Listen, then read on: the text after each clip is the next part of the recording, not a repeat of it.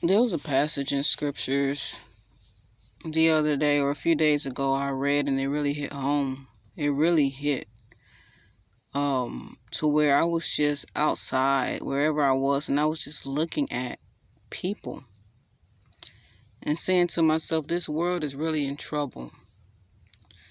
A passage in scriptures, Jesus says, except you be converted and become as little children, you will by no means enter the kingdom.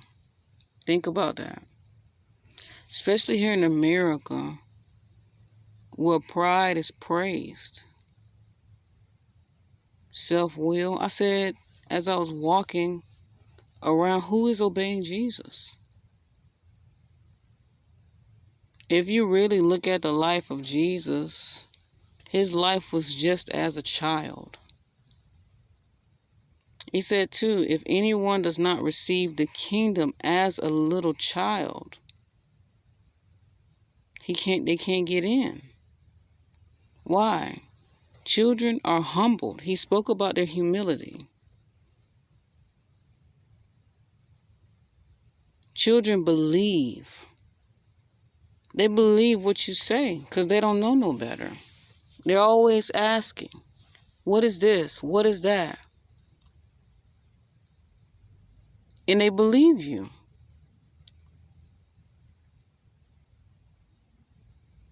How do they learn from Jesus? They learn from their parents, whether their parents teach them or not.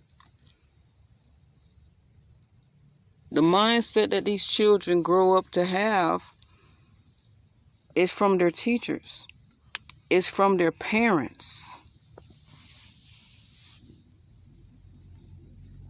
Just like the life of Jesus. He said, everything I see my Father do, I do it. He had the mind as a child, but yet full with wisdom, understanding. Wherever the Father said he had to go, he went. Whatever he had to do, he did. He was obedient even unto the death. He had the mind of obedience as a child. So what he said, he backed that up with his own life. And I looked at my life. I said, whoa. I looked at the world. I said, whoa. I look at the church. I said, whoa. Who is truly converted? Who has the mind of a child in obedience as Christ, as children, humility? There's a lot of churchgoers, a lot of professing believers say that they are Christian, but look at their life. Jesus says, except you be converted. You got to throw this life away. Here in this world, we are not to be of this world. That's conversion. Just like Apostle Paul said, he's crucified to the world and the world to him. That's conversion. And he said, and become as a child. That's humility. A life of obedience to Jesus. The beliefs of this world, the opinions of this world, the ideas of this world, how people think, how people walk, how people act, all thrown away. We become as fools.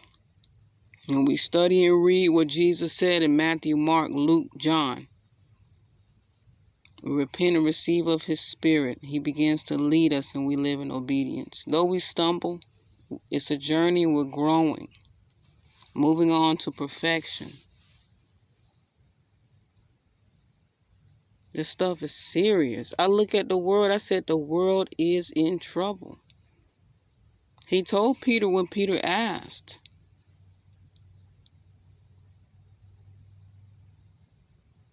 he said, strive to enter into the straight gate. For many, I tell you, will seek to enter, but they won't be able to. Again, lest you be converted and become as little children, he said, you will by no means enter the kingdom of heaven. You really We really got to throw our lives away.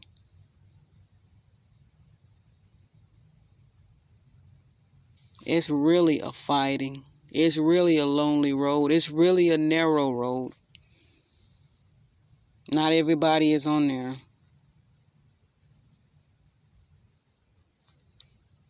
We're dealing with a flesh, evil, dwelling in our flesh that is completely against conversion to Jesus. That's completely against the commandments and the teachings of God, which we are called to deny, crucify every day.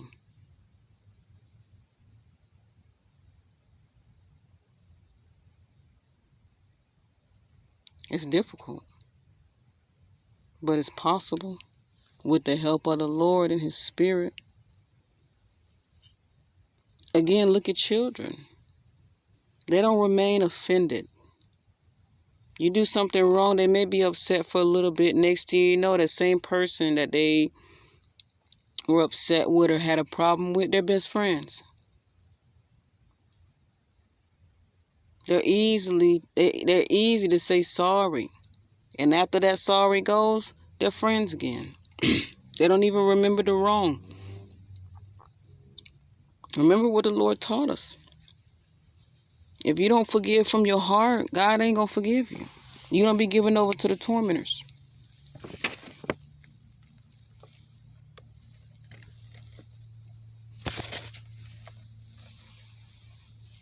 I thought I shared that with you all. I thought about that and I said this world is in trouble. Even churches are not teaching that. People go to church, they hear a message. The message is bubblegum. The message is cotton candy. They leave the churches and they go back free willy-nilly. Not even thinking. My life ain't my own. This temple ain't mine. I was bought. Now that I'm bought, I'm dead to sin, to wrong, to evil, to my way. I need to learn the ways of Jesus, righteousness, holiness, forgiveness, obedience, love, working faith, saving faith, laying down my life, carrying my brethren's burdens,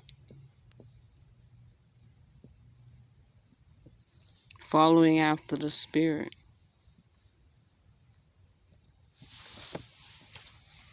This world is really in trouble.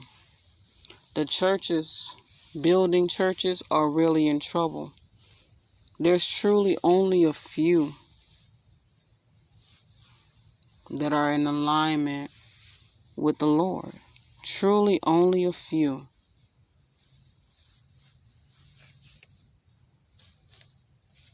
It's like Jesus said in these last days, many will come in my name saying, I'm He, and shall deceive many. Many are professing His name, professing that they are anointed. But He said, least you be converted and become as little children. Our lives are supposed to mirror His life.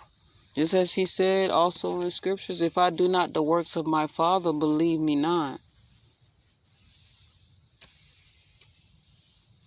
Make the tree good and its fruit good.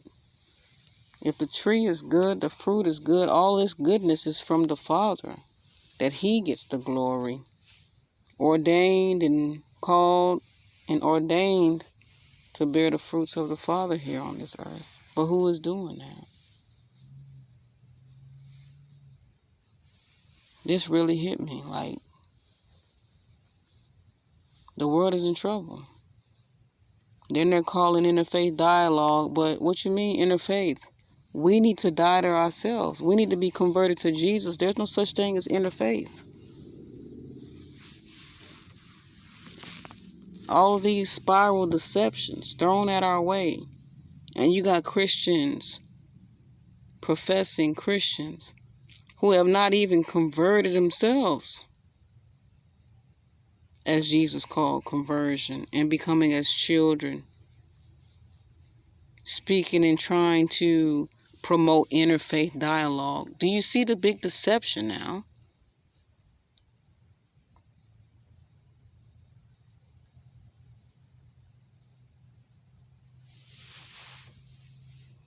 We're supposed to be walking like Christ and talking like Christ and acting like Christ. There's many that don't know Christ.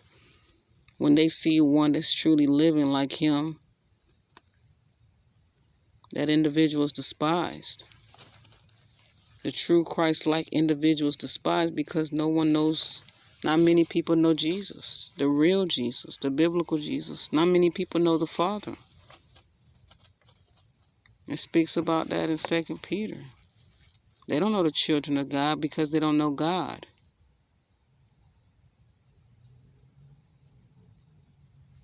When the one doesn't truly know God and truly doesn't know Jesus, it shows a lack of conversion, blindness.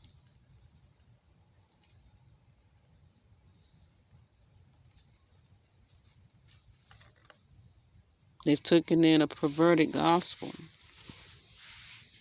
If you have a perverted gospel, you're not going to know the true Jesus. The lie has blocked him, blinded your eyes from seeing the real Jesus, the real Father.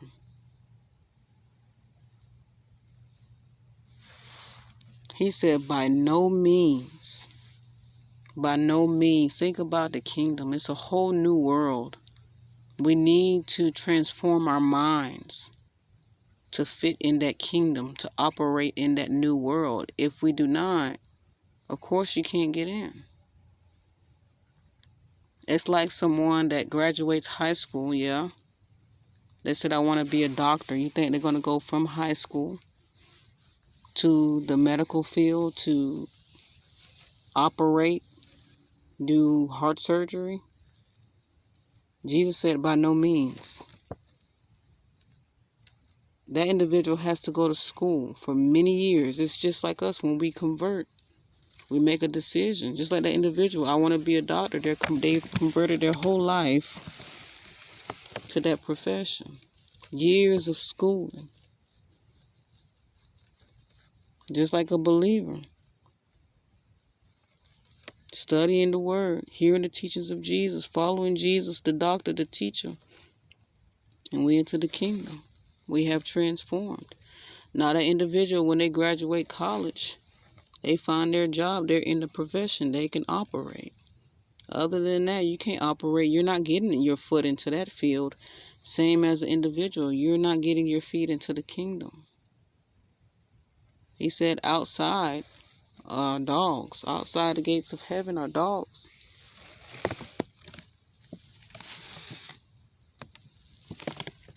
There's others that he lists, but I can't even remember on the top of my head, to be honest with you.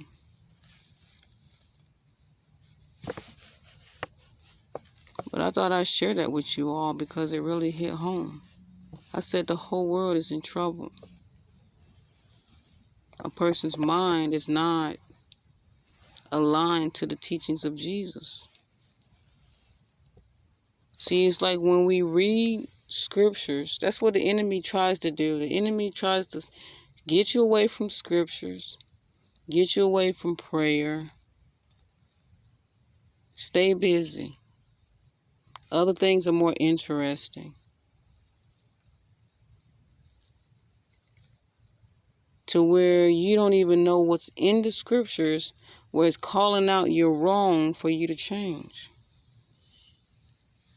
There's a lot of things in the word where Christ tells us and commands us. But a professing believer who doesn't really read the word like that, they're doing things that are transgression. They're transgressing. If you said, oh, Jesus said this in the scriptures, they didn't know that. My people perish for lack of knowledge. They didn't know that. These are Christians now. This is a majority now. You talk to a majority of Christians, they don't know scriptures.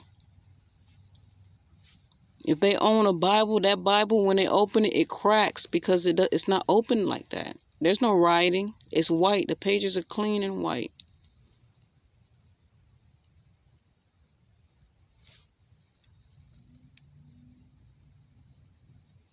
This world is in trouble.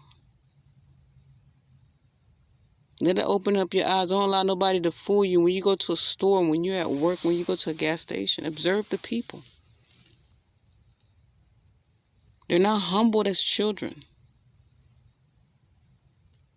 They're not learning the teachings of Jesus and casting away everything that is of the world. It says, be not conformed. This world is supposed to be cut off to us, we to the world. That's not the churches. That's not the world. Everybody's in trouble.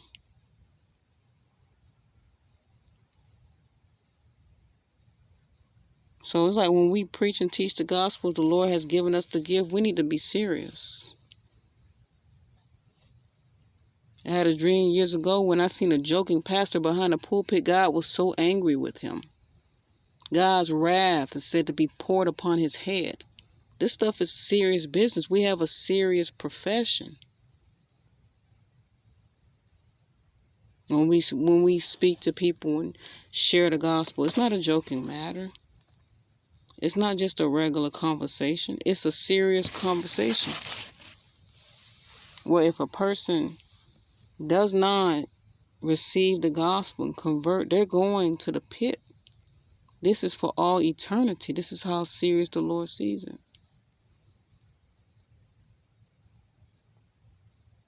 Just like the saying goes, repent or be damned. That's the only option. And this world is headed to damnation, on the way to perdition, destruction.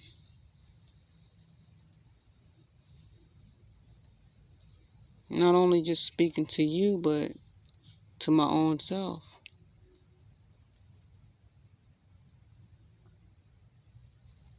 The enemy is happy to throw us into the pit. Busy yourself with everything else in this world that doesn't matter. That's vanity. And stay away from the true riches. He don't want you to be on no throne judging him and his angels in the last days. He doesn't want that. He doesn't see you as worthy enough to judge him. He wants you to go down just as he's going down and the rest of his angels.